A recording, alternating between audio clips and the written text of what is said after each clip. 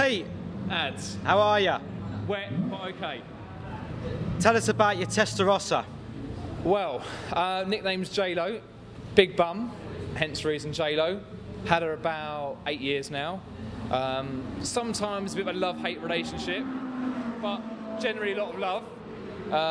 Bought her in Switzerland when it was cheap to buy in Switzerland, and it was actually owned by a garage owned by a very famous F1 driver. Who is that? I can't give his name out, but it was a very famous F1 Hang on. We all want to know. Give us a clue without saying it. He won the World Championships in the 70s. What letter did the name begin with? He drove a red car. Right, okay. So that's if you could do your Googling, you can find out who it is. But it came from a garage that he has an interest in. Okay, so as the viewers are watching now, the name has now appeared on the screen. That's who it is. Okay. But yeah, so it came from there, and it needed a bit of love. So it needed the cam belts changing, new tyres, new brakes. So that's the first thing I got done in the car. Also got all the bodywork resprayed because it wasn't up to my standards. And went from there. And I've done a lot of track days, events in her. Been involved in Club Scud, F cars or F chat, and piston heads. And yeah, she's a good girl. A lot of fun.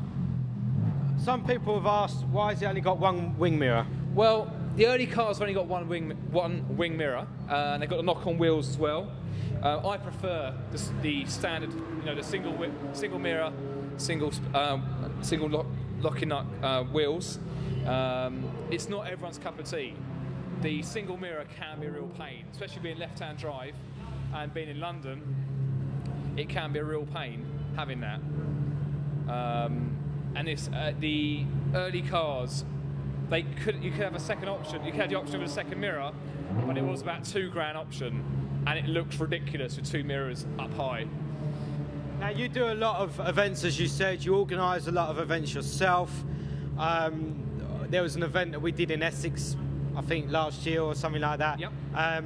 And apparently the Squirrel Association. Yeah, the squirrel incident. Yeah, it's still come to haunt me, I'm afraid. Yeah. So tell the fGear viewers what happened with the squirrel. Well, allegedly, I can't really talk about it too much, but I had a coming together with a squirrel, and unfortunately, that squirrel did lose its life.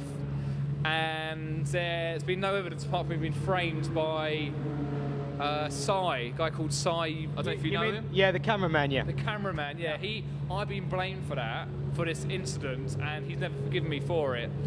And unfortunately, word got around that I'd done it, and I'm now known as a squirrel killer. Was it a red squirrel? I can't say because I wasn't. I don't know. I've been advised not to say anymore. For legal reasons, RSPCA. Exactly. I don't want to get involved. Yes, but this squirrel lost its life in a.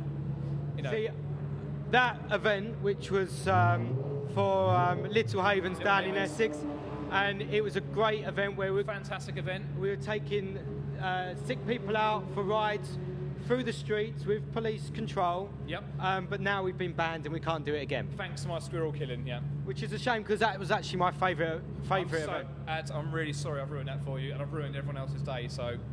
Sorry. I'd just like to say that on that event, I took this chap out, and I got lost on the route, and was out for 45 minutes. It was supposed to be 10.